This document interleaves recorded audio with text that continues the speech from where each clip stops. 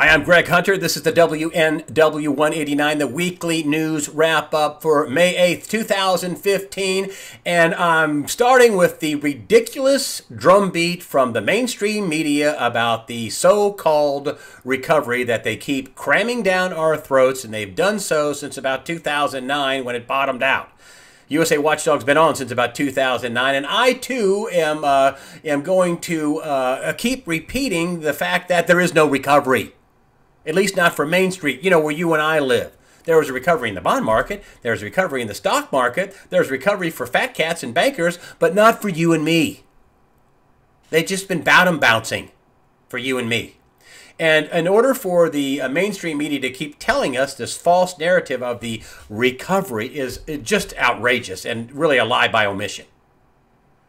I mean, just recent data points. Forget about the labor participation rates at 93 million. Yeah, some of that's baby boomers retiring, but yeah, that's not a booming economy. 93, record number of people who are no longer in the workforce. Record numbers of people who are either on food stamps or on disability. Record numbers. But some recent data points. Wholesale sales, retail sales, factory orders. Boom, boom, and boom. Down. Plunging. This is just recent. And then we hear that 47 different companies are going to close down combined 6,000 stores. Now, I'm sure some of that is internet sales, but not all of it. Come on. That's not growth. What do you think happens to an economy when you start closing stores and the ripple effect? A store might have 50, 100 employees, 200 employees, boom, unemployed. Instead of, going out to lunch and making a car payment and maybe possibly buying a house or doing whatever, instead of doing anything like that, they're on unemployment. They're trying to get food stamps. 62% of Americans at the moment are living paycheck to paycheck. Yeah, they can take a hit. Economy's great. This is what 0% interest rates, and when the bankers are bailing out their crony buddies with low interest rates because we're trying to fix the economy, when they're really all they're doing is saving their own hide and their own investments, and they're bellying up to the bar. People like Warren Buffett and Charlie Munger who would have been destroyed if not for a government bailout. Keep that in mind about the crony capitalism and the malinvestment and the fixes that aren't fixes that only went to cronies of political leaders and business leaders. Just keep that in mind. I'm gonna bring that up in a minute. And if you think I am being too negative, well, what about the Fed chief here that came out and warned of bloated stocks? Now, really, the Wall Street Journal, this is the Wall Street Journal, really the Wall Street Journal soft-pedaled what she said. I mean, they put in what she said, but the headline isn't really the right headline, in my opinion. I think they soft-pedaled it. Why? Well, she talked about bloated stocks, but, she also talked about, she said that the stocks, sounded the alarm on stocks, said it was quite high, but also warned of potential danger, end quote, potential danger in the bond market. The bond market is orders of magnitude bigger than stocks, but, bloated, like they're a little fat, bloated, just a little bloated, little air out. The bond market, potential danger in the stock market.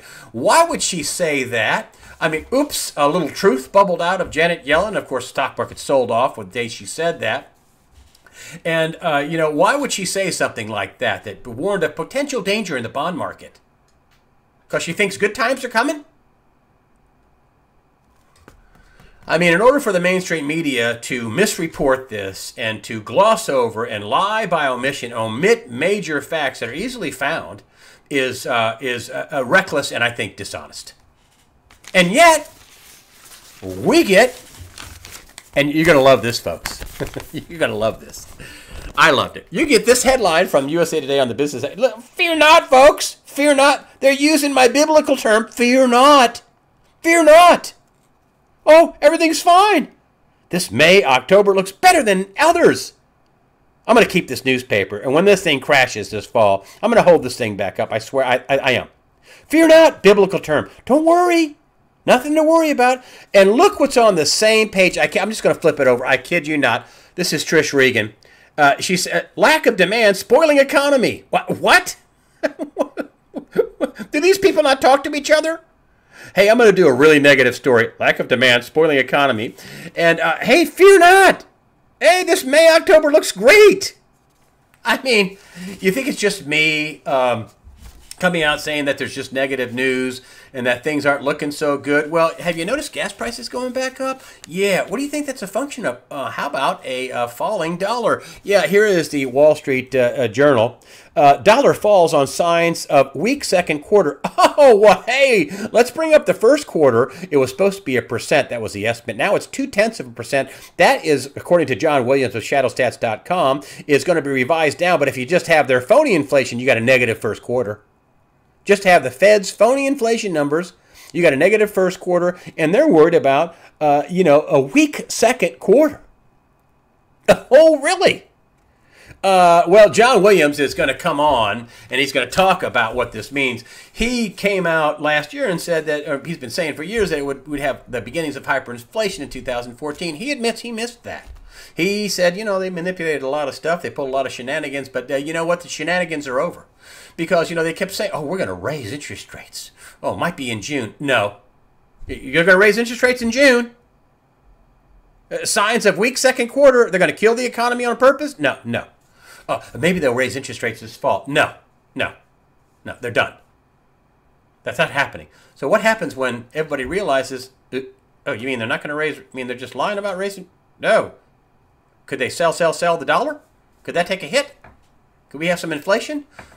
John Williams comes on and lays it out straight for us on Sunday. Don't miss it. I'm not just, doing that. Not a real long interview, but he lays it out. And his scenario is quite frightening. Keep in mind this scenario of crashing dollar, of danger in the bond market. And this is all signs of bad management, malinvestment, crony capitalism, and it trickles down to places like Baltimore. I want to talk about that in just a minute. Just keep that in mind.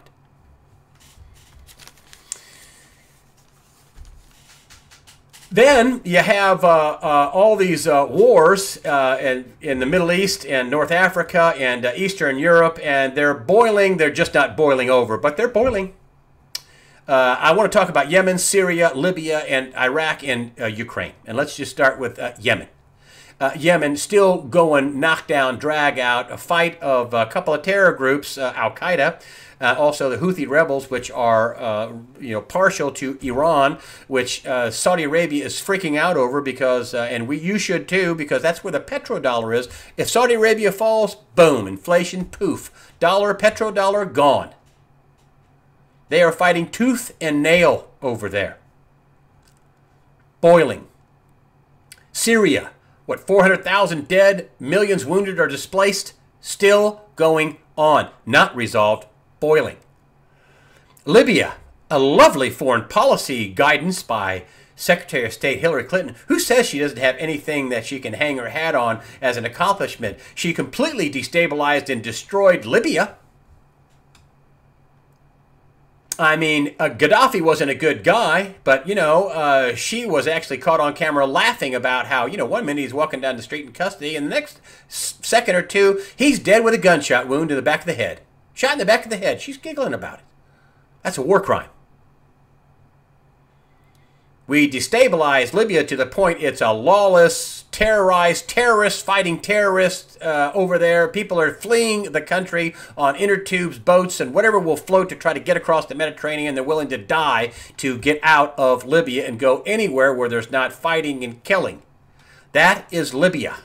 Hundreds have died so far, maybe thousands in the Mediterranean Sea. And of course, Southern Europe is in great shape to take thousands of refugees and feed them and house them and clothe them. Right. Fantastic. Thank you, Hillary, for your foreign policy stewardship in Libya. I hope that comes up in your campaign. Moving on, Iraq, Al-Qaeda also under her, ISIS also under her stewardship as Secretary of State was allowed to grow.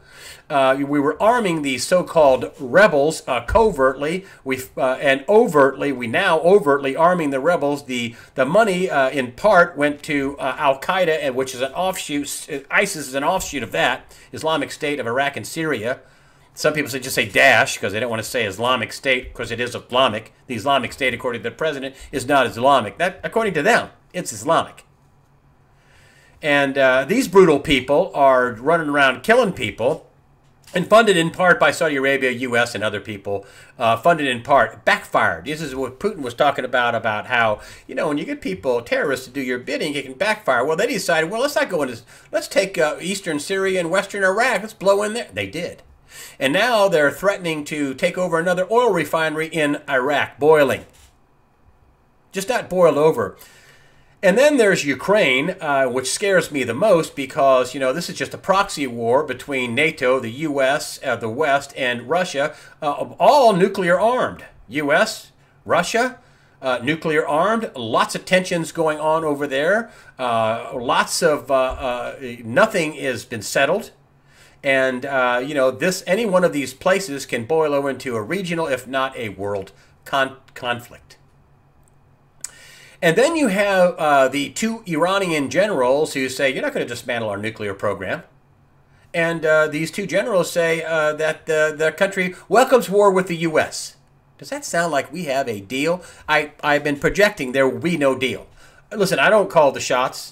I'm not part of the people who make the decisions. But just based on what I see, no deal. There's not going to be a deal. Not when you have the leadership in Iran calling the leadership in the U.S.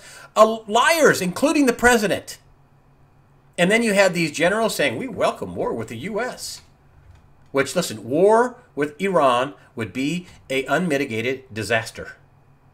They teamed up with Russia earlier this year in some military deal. They're going to get these high-tech, you know, anti-aircraft missiles, this missile shield, basically, that's pretty sophisticated. And I don't see how there's a nuclear deal. And then what happens? Oh, there's no nuclear deal. Oh, we're just going to go. That's it. That's it. It is not looking very good. I have to hand it to the Iranians. They've been very consistent about saying they're not going to curtail their program. Very consistent. I don't see how that ends well. And listen, again, I am just projecting what I see. I don't wish for war. I think it would be a disaster. California is in big trouble on the waterfront, and they're trying to combat this massive lack of water. Where NASA has come out and said, you know, California, with a population of 38 million, might I remind you, has only about a year's worth of water left. That was a little more than a month ago. And here's the headline that, you know, it's just people just don't think this is a big deal. Thirsty California falls short in, you know, in cutting their water use. And I'm thinking, I mean, you got a year's worth of water left, and you're going to try to conserve your way out of this mess and just hope it rains? The agriculture people in California, the growers, use about 80% of the water. No restrictions on them. Okay, I understand that, I think.